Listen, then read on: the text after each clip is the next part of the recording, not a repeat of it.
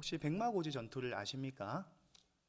6.25 전쟁이 마무리될 무렵이었습니다. 마무리되고 이제 휴전협정이 이루어질 무렵에도 치열한 전투가 벌어졌던 곳이 백마고지입니다. 백마고지에서는 열흘 동안 열대 번의 주인이 바뀌었다고 합니다. 그러니까 오전에는 남한이 주인이었으면 오후에는 북한이 또 그 땅을 빼앗아서 주인이 되는 것입니다. 그만큼 치열하고 휴전협상이 진행되는 동안에도 그 땅은 수만 발의 그런 총포와 희생을 어떻게 보면 피 흘렸던 참 안타까운 격전지가 아닐 수가 없습니다.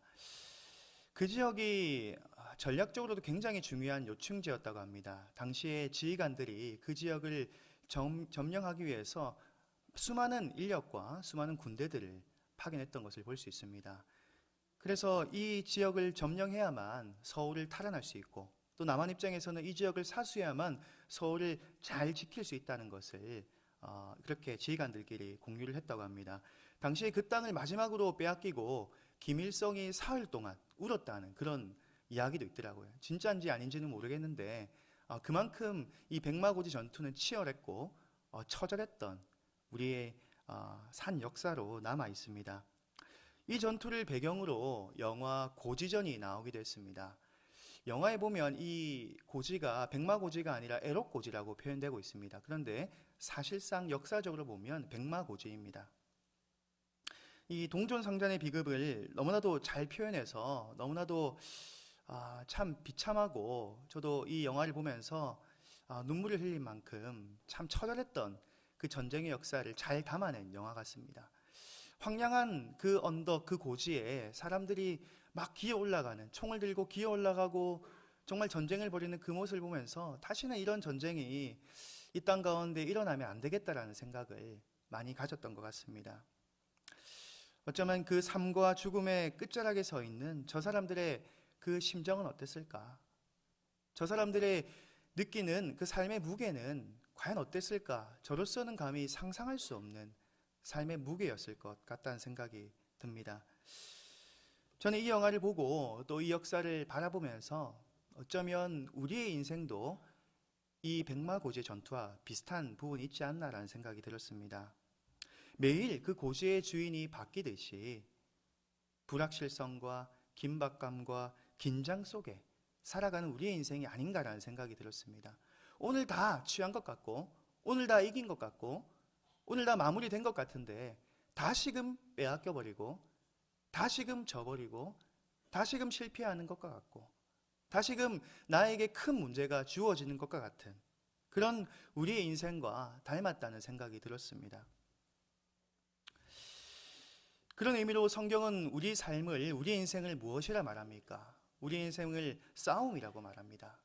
우리가 살아가는 것은 어쩌면 싸우는 것 같습니다. 우리가 혈과 육을 상대하는 것이 아니라 영적인 싸움, 보이지 않는 것을 두고 수없이 싸워나가는 것이 우리의 인생이 아니겠습니까? 이 땅을 살아가는 동안에는 어쩌면 숙명과도 같은 피할 수 없는 우리에게 놓여진 삶의 모습인 것 같습니다.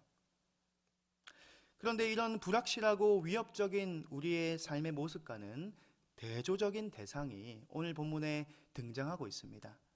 마치 백마고지가 뺏기고 또 탈환하고 또 뺏기고 이런 수많은 반복되는 우리의 인생과는 대조적이게 굳건하고 강하고 영원하고 견고한 그런 대상이 소개되고 있는 것입니다.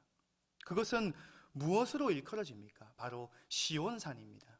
1절과 2절 말씀을 합독해서 읽도록 하겠습니다. 여호와를 의지하는 자는 시온산이 흔들리지 아니하고 영원히 있음 같도다. 산들이 예루살렘을 두름과 같이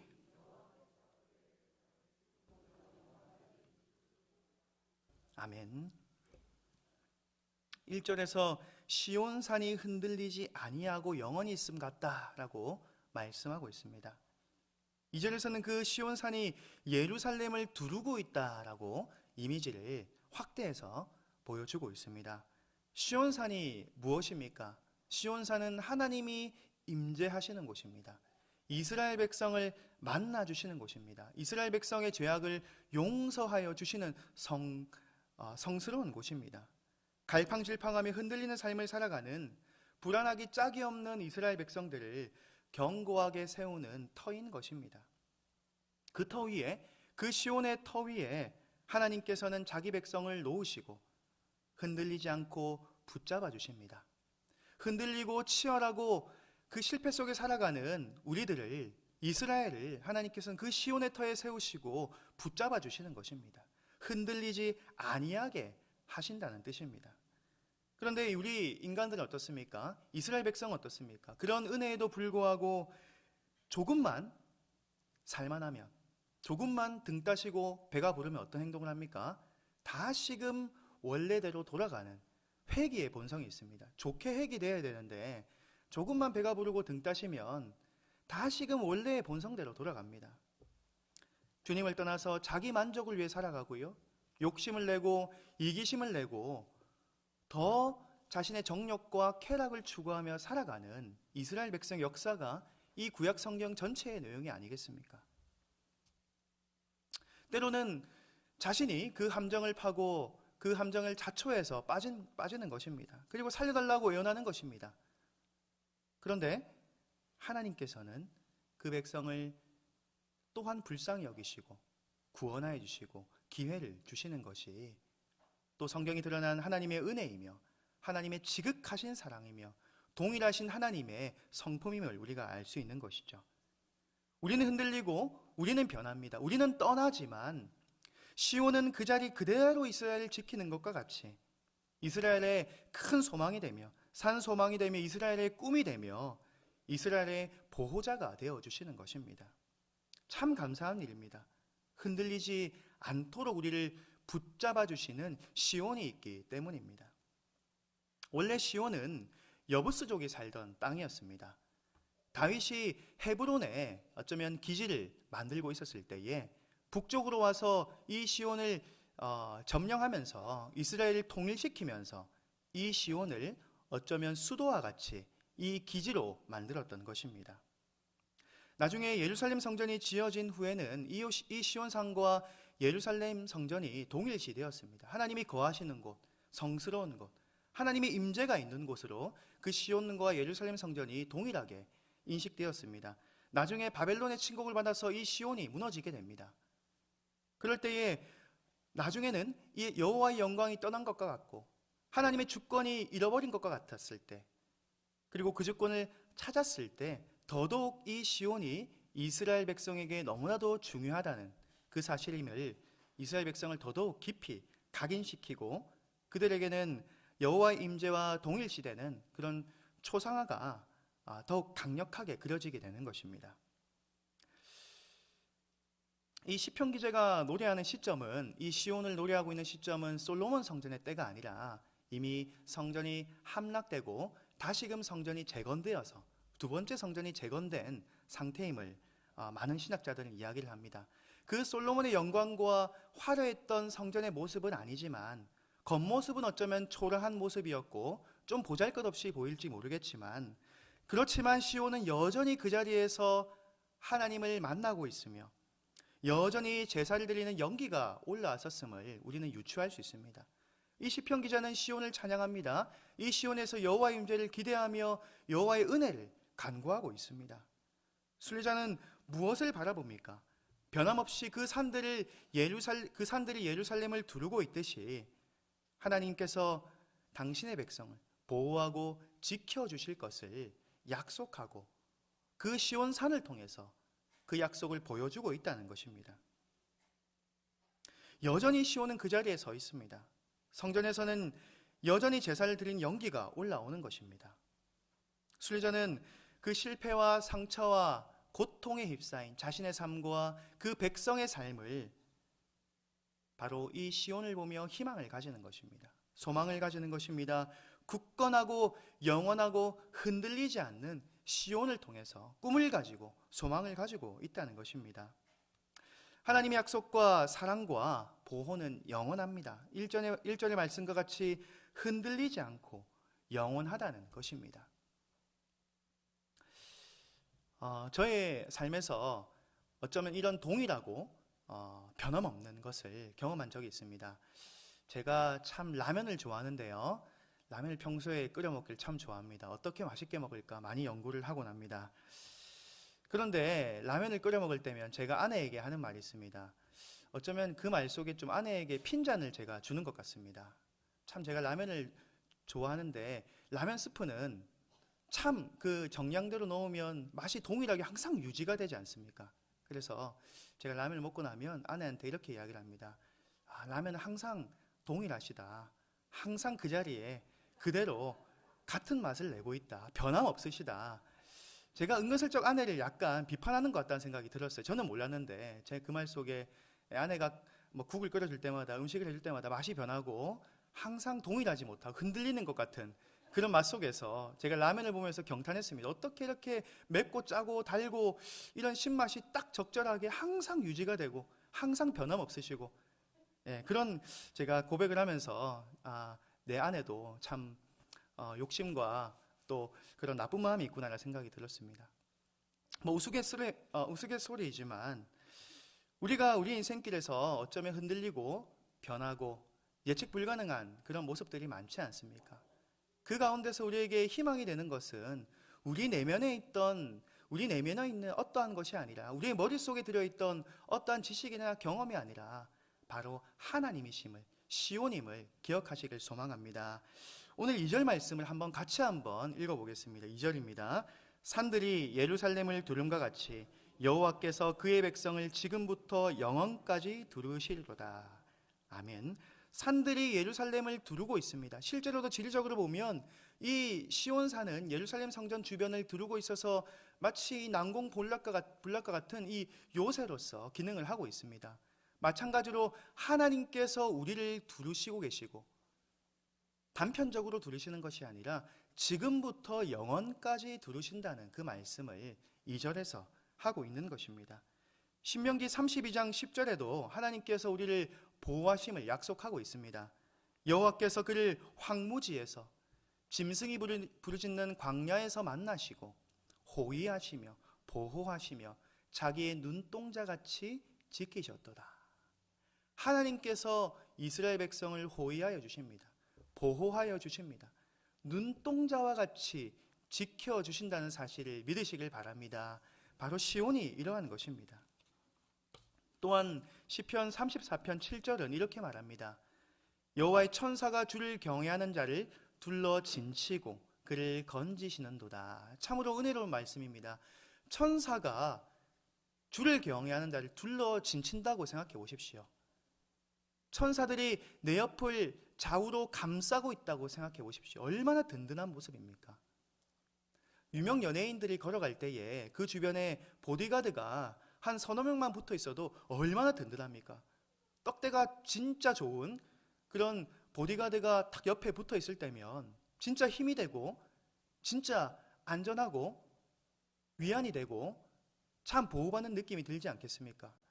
그런데 하나님의 천사가 그 주위를 둘러싸고 있다면, 시온의 산들이 그 백성의 삶을 둘러싸고 있다면 얼마나 안전하고 얼마나 다행이고 얼마나 감사하고 얼마나 참 하나님께 찬양을 드릴 수밖에 없는 그런 상황이 아닐까요?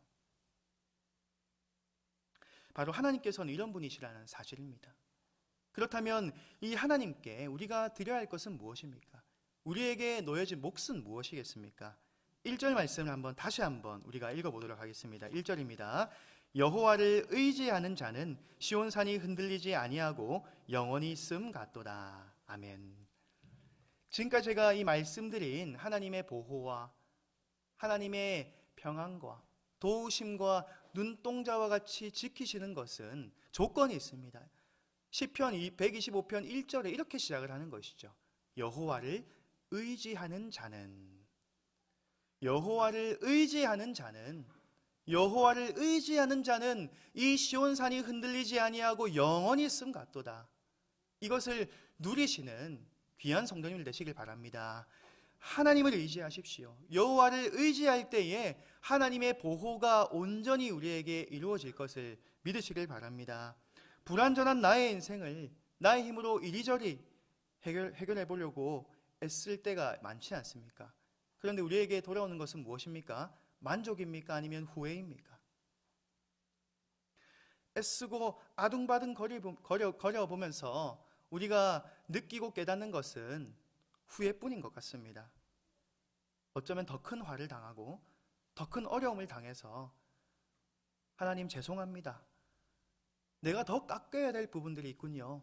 이 부분들을 깎으시려고 주님께서 나를 또 연단하십니다. 는 것을 우리가 깨닫지 않습니까? 또다시금 나의 지식과 나의 경험을 한 번 더 내려놓지 않습니까? 불안하기 짝이 없는 인생 가운데 마치 서도에서 언급한 것과 같이 백마고지에서 뺏고 뺏기는 그런 삶을 살아가는 숙명과 가도 같은 우리의 삶 가운데 영원히 흔들리지 아니하시는 시온의 터 위에 우리를 세워주시는 여호와 하나님을 의지할 때에, 우리 주님을 의지할 때에 하나님이 주시는 그 은혜와 그 붙들림과 예비하신 복과 평안과 형통을 누리시는 귀한 성도님들 되시길 바랍니다. 여호와를 의지하는 자는 지금부터 영원토록 흔들리지 아니하는 그 시온과 같이 우리를 보호하고 지켜주신다는 사실을, 이 약속을 반드시 기억하십시오. 하나님께서는 하나님을 의지하는 자를 결코 그냥 내버려 두지 아니하십니다. 시온과 같이 반드시 지켜주신다는 약속을 오늘 본문에서 말씀하고 있다는 것입니다. 하나님께서 하나님답게 우리에게 은혜를 베풀어 주신다는 사실을 믿으시길 바랍니다. 우리는 어쩌면 하나님의 능력을 제한합니다. 우리가 살아왔던 그 배경과 상황을 벗어나지 못하는 것입니다. 누구나 배경과 상황을 가지고 있습니다. 물론 그 가운데서 우리가 삶을 살아가는 것은 부인할 수 없는 사실입니다. 그런데 하나님의 능력도 나의 배경과 상황 가운데서만 이루어진다는 것은 하나님의 능력과 힘을 축소시키는 것입니다. 하나님께서는 우리에게 하나님답게 은혜를 부어주신다는 사실을 믿으시길 바랍니다. 하나님을 축소시키지 아니하시고 하나님께서는 하나님답게 우리에게 은혜와 복을 베풀어 주신다는 사실을 성경에서도 말하고 있는 것입니다. 요한복음 14장 27절 말씀을 보시면 내가 너희에게 주는 것은 세상이 주는 것과 같지 아니하다라는 말씀을 합니다. 내가 너희에게 주는 것은 세상이 주는 것과 같지 않다. 얼마나 큰지 얼마나 위대한지 너희가 제한하지 말라. 내가 내답게 너희에게 주어줄 것이다. 절대 그것을 제한하지 말라. 꿈꾸라, 소망하라, 구하라라고 하는 것입니다. 의심하지 말고 구하라는 말씀을 예수 그리스도께서 하시지 않습니까? 세상의 것과는 비교할 수 없는 그 시온의 능력이, 시온의 대로가, 시온의 힘이, 임마누엘의 하나님의 평안이 우리에게 주어질 것을 믿습니다. 또한 하나님께서 오늘 본문을 통해서 우리에게 요구하시는 믿음이 무엇입니까? 바로 의인에게는 하나님의 은혜가 임하며 악인에게는 징벌이 있음을 알고 우리가 하나님 앞에서 코람되어 하나님 앞에서 늘 깨어서 하나님을 의식하며 살아가는 삶을 하나님께서는 요구하시는 것입니다. 하나님을 의식하며 살아가는 믿음을 하나님께서는 요구하시는 것이죠. 오늘 본문 3절과 4절 말씀을 한번 읽어보도록 하겠습니다. 악인의 규가 의인들의 땅에서는 그 권세를 누리지 못하리니 이는 의인들로 하여금 죄악에 손을 대지 아니하게 함이로다. 여호와여,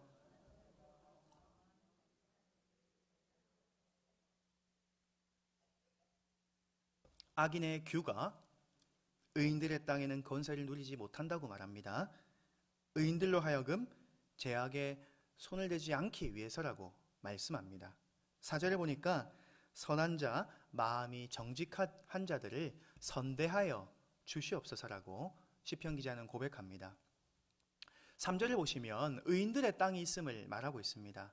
여기서 이 땅의 원어를 보면 이 땅을 그냥 소유를 가진 것의 의미가 아니라 마치 부여받은 땅, 제비를 뽑아 할당된 땅이라는 의미를 원어가 말하고 있습니다. 더 넓게는 이스라엘이 제비를 뽑아서 분배받은 그 바로 가나안 땅을 이야기하는 것이죠. 우리가 잘 아는 말씀처럼 제비는 사람이 뽑고 우리가 보여지는 것들은 사람이 일할지 모르겠지만 그 모든 과정과 섭리를 인도하시는 분은 바로 누구실까요? 하나님이심을 우리가 잘 알지 않습니까? 그래서 그 모든 과정과 길을 인도하시는 분도 하나님이시며 의인을 그 땅에 살게 하시는 분도 하나님이십니다. 의인들의 땅이라고 말하지만 의인들이 그냥 원래부터 주인이었던 땅이 아니라 하나님께서 의인에게 땅을 주신 것입니다. 그 땅의 주인도 하나님이시라는 사실이죠. 그런데 우리는 미련하게 참 네 땅 내 땅 하면서 많이 싸우죠. 땅뿐만 아니라 네 거 내 거 어린 아기들 보면서 그렇지 않습니까? 저도 아기를 키우면 다른 아기가 우리 집에 왔을 때 다른 아기와 또 저희 집의 아기가 노는 것을 보면 그 쫓겨난 것들도 지 거 내 거 하면서 잡아 당기고 싸우는 것들 보면서 인간이 얼마나 죄인인가라는 것을 깨닫고 있습니다. 예, 좀 더 통이 커지면 내 차, 네 차, 내 땅, 네 땅 하면서 얼마나 자기 것을 주장하며 살아가는 인생입니까? 아둥바둥하면서 숨질 때까지 네 거 내 거 하면서 싸우는 것이 우리 인간의 나약한 모습이 아니겠습니까? 그런데 오늘 본문은 말합니다. 이 의인들의 땅은 하나님이 부여하신 땅입니다. 하나님이 주신 땅이고 그 땅의 주인은 하나님이심을 분명히 오늘 원어에서 표현하고 있다는 것입니다. 그렇기 때문에 하나님께서는 그 하나님의 땅에 거하시는 사람들을 책임져 주십니다. 그냥 내버려 두시는 것이 아닙니다. 옛다 이 땅 주면서 그냥 너희는 이제 내가 줬으니까 너희랑 나는 끝이다, 내가 할 거 다 했다 하고 내버려 두시는 것이 아니라 그 땅에 거하는 의인들, 하나님의 사람을 계속해서 책임져 주시는 것입니다. 지키고 보호하여 주시는 것입니다. 얼마나 감사한 말씀입니까? 그 의인들을 반드시 지켜준다는 약속을 오늘 본문에서 하고 있다는 것이죠. 3절 말씀처럼 악인들의 권세로 때로는 의인이 공격당하고 상처를 입을 때가 있습니다. 악인은 끊임없이 의인을 공격하는 것이 그들의 본성이고 그들이 사탄에게 명령받은 큰 미션입니다. 죽는 날까지 악인은, 사탄은 의인을 공격할 수밖에 없습니다. 그것이 그들의 본질이고 그들이 사는 목적이기 때문입니다. 그런데 참으로 감사한 말이 있습니다. 이 악인의 규가, 즉 이 뜻이 의인의 왕들의 홀, 지휘봉을 말합니다. 그러니까 해석을 하면 권세와 힘을 상징하는 것입니다. 악인들의 규가 미치지 못한다는 것은 악인들의 힘이 미치지 못할 것이다. 그 권세와 강력하게 그들을 공격할지 모르겠으나 그 땅에 거하는 의인들, 하나님의 땅에 거하는 하나님의 백성들은 하나님이 지켜주신다는 그 약속을 오늘 본문에서 말씀하여 주시는 것이죠. 의인들의 땅에서는 그 권세가 통하지 않는 약속과도 같습니다. 왜냐하면 예루살렘을 둘러싼 시온 가운데 하나님이 방어하여 주시고 하나님이 진쳐 주시고 둘러싸 주시고 그들을 보호하시고 지켜 주시기 때문입니다. 왜냐하면 하나님께서는 의인이 악인에 감염되어서, 죄악에 감염되어서 살아가는 것을, 이방인처럼 살아가는 것을 그 무엇보다도 미워하시고 싫어하시기 때문입니다.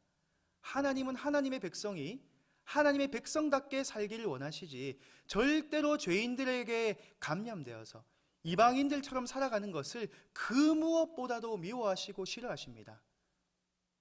이 구약 성경의 전체의 내용들을 보면 이 의인들, 하나님의 사람들이 이방 백성들과 어울려서 그들과 같이 살아갈 때 하나님께서 얼마나 예민하게 반응하십니까? 어쩌면 하나님께서 둔하게 반응하시는 부분도 있는 것 같은데 그런 부분을 하나님께서는 절대로 눈뜨고 바라보지 못하십니다. 분명히 바로잡으시고 분명히 징벌을 내리시고 분명히 견책하시고 그들을 죽이시기까지 하는 것이죠. 하나님께서는 그 의인들이 악인들과 타협하며 그 죄악에 물들어 살아가는 것을 그 무엇보다도 미워하신다는 사실을 반드시 기억하시길 바랍니다. 그 말씀의 증거는 어디에 있을까요? 지금 우리에게도 있습니다. 하나님께서 우리 의인들이, 하나님의 사람들이 죄악을 범하며 살아가는 것을 어쩌면 굉장히 미워한다는 것을 어떻게 우리가 느낄 수 있습니까? 우리가 부끄러움을 느낍니다. 죄를 지을 때는, 예수님 믿기 전에는 죄를 지을 때 떳떳했습니다. 내가 이렇게 할 수 있지. 내 마음대로 내가 살고 싶은 대로 살아도 무슨 문제가 있겠어라고 생각할 수 있습니다. 어쩌면 자기 만족과 개인주의와 자기 표현을 하는 시대가 아니겠습니까? 그런데 내 안에 성령이 계실 때에, 예수를 주로 고백하며 나의 하나님으로 고백할 때에 이 죄악이 나에게 들어오게 되면 부끄러움을 느낍니다. 수치심을 느낍니다. 아담과 하와가 이 선악과를 따먹었을 때에 수치심을 느꼈던 것과 같이 수치심을 느끼며 부끄러워하는 것입니다. 그리고 이 죄에 대한 경멸까지 우리에게 생겨나게 되는 것입니다. 분노하는 마음이 생깁니다. 죄악을 미워하시는 하나님의 뜻이 성령을 통해서 우리에게 전달되기 때문입니다. 하나님이 얼마나 죄를 미워하십니까? 얼마나 죄를 가증스럽게 여기십니까? 내가 죄를 부끄러워하는 그때에, 내가 죄를 지었을 때 그 수치스러워하는 그때에 하나님께서 나에게 말씀하여 주시는 것입니다. 성령이 나를 깨닫게 해주시는 것입니다. 성령이 나에게 분별력을 허락하여 주신다는 것입니다. 하나님께서는 우리 의인이 죄악에 물들지 아니하는 그런 방어 시스템을 마련해 놓은 것과 같습니다. 마치 핵의 위험이 도사리고 있는 곳에 해고산을 마련하는 것과 같습니다. 전쟁의 위험이 도사리는 곳에 방어 시스템을 크고 근사하게 마련하는 것과 같습니다. 그만큼 하나님께서는 그 부끄러움과 그 수치심을 우리에게 주셨고 그 악을 우리에게 범할 때마다 부끄러워할 수 있는 그런 방어 기제를 우리에게 주셨다는 사실입니다. 그때마다 하나님께서 이 악인들의 죄악을 미워하신다는 사실을 깨달으시길 바랍니다. 내가 죄로 인해 걸어가고 있을 때에 그때의 하나님의 뜻이 무엇인지를 살펴 알기 원할 때라는 것을 우리는 반드시 기억해야 하는 것입니다. 우리는 혼자가 아닙니다. 이 죄를 그냥 우리가 이겨야 되는 그런 존재가 아닙니다. 우리는 그럴 수도 없습니다. 바로 로마서 8장 34절과 35절 말씀에 무엇이라 말씀합니까? 세상을 이기시고 부활하신 우리 주 예수 그리스도는 지금도 하나님 보좌 우편에서 우리를 위해 기도하고 계십니다. 간구하고 계신다는 그 약속을 붙들며 이 죄악을 날마다 싸워서 이기며 살아가시는 귀한 성도님들 되시길 바랍니다.